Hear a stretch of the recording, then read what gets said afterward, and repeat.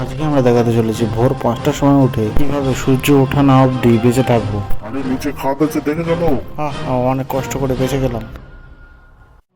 এই মুহূর্তে আমরা মানুষের বস্তি থেকে একটু বাইরের দিকে যাব। আমার সার্ভাইভাল টিমটা আসছে, এই জন্য আমি একটু ওয়েট করছি। চারিদিকে শুধু কুয়াশা আর ঘন নিস্তব্ধতা। আমার সার্ভাইভাল টিমের দুজন চলে আসলো। চারিদিকে কুয়াশায় ঢেকে ফেলেছে শহরটা। এবার আমরা আমাদের গন্তব্যের দিকে রওনা দিলাম। আমাদের হাতে ধারালো কিছু অস্ত্র ছিল, কারণ কি সকালবেলা কোনো জন্তুর জানোয়ার আমাদেরকে অ্যাটাক করতে পারে। এই বোতলটা দেখে বোঝা যাচ্ছে যে রাত্রিবেলা একটা শিকারীদের দল এসেছিল এখানে শিকার করার জন্য। সেই জন্য আমরা একটু চৌকন্ন হয়ে গেলাম, কারণ কি আমাদের জন্য জাল পাতা থাকতে পারে। আমরা এই দিক থেকে আস্তে আস্তে যাচ্ছিলাম, দেখলাম সামনেই একটা চোরাবালির ফাঁদ আছে।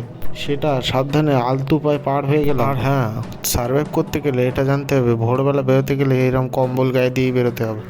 আমি কিছু না ভেবেচিন্তে সামনের দিকে যেতেই থাকলাম। যেতে যেতে দেখলাম সামনের দিকে একটা ফাঁকা মাঠ আছে। ফাঁকা মাঠটা দেখে আমি অনেকটা খুশি হয়েছিলাম। ফাঁকা মাঠটা দেখে আমার মনের মধ্যে একটাই চিন্তা ভাবছিল, যদি সামনের দিকে একটা মানুষের বস্তি পাওয়া যায় খুবই ভালো হয়ে যাবে। ফাঁকা মাঠের ওখানে কিছু পেলাম না, ওই জন্য এবার আমরা ঘন জঙ্গল ধরে অন্য দিকের একটা রাস্তা ধরলাম। এই জঙ্গলটার মধ্যে আমাদের শুধু পার কভার করতে হচ্ছে, শুধু ওপরে বাঁশ, একবার নিচে বাঁশ, একবার উপরে বাঁশ, এরম করে করে পার হতে হচ্ছে। আরে নিচে খাদ আছে, দেখে গেল।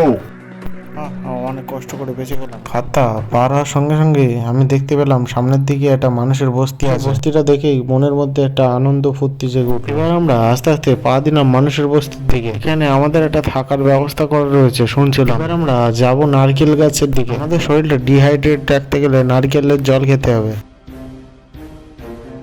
নারকেল পাড়ার জন্য গাছের উপরে একটা বিশ্বস্ত লোক তুলে দিলাম। এনার কাজ হলো নারকেলের জল ভালো আছে কি, নারকেলটা ভালো আছে সেইটা দেখা। ভালো নারকেলগুলো পেরে তারপর আমাদের কাছে দেবে। নারকেলটা যাতে পড়ে ফেটে না যায় তার জন্য ক্যাচ দেওয়ার জন্য একটা দলকে আনা হলো। এবার আমাদের নারকেল সংগ্রহ করা হয়ে গেছিল। এবার যাব সামনের দিকে। আমি আমার অস্ত্রটা নিয়ে সামনের দিকে এগিয়ে গেলাম। আমরা আসলে এই সবগুলো করছিলাম সরস্বতী পুজোর জন্য। আজকে আমাদের অঞ্জলি দেওয়ার দিন। সকালে সূর্য উঠে গিয়েছিল, ওই জন্য মায়ের মুখটা খুলে দেওয়া হলো। একটু পরেই বামন মশাই চলে আসবে। মাটিতে কি সুন্দর সুন্দর আলপনা দেওয়া হয়েছিল। এবার আমার সব কাজ হয়ে গেছে, এবার আমি যাবো বাড়ির দিকে। ব্লগটা নেক্সট পার্ট দেখতে গেলে সাবস্ক্রাইব করে রাখতেই হবে। রাতের আকাশ কেটে গিয়ে সকালে সূর্য উঠে গিয়েছিল। তাহলে বন্ধুরা নেক্সট পার্টে দেখা হচ্ছে।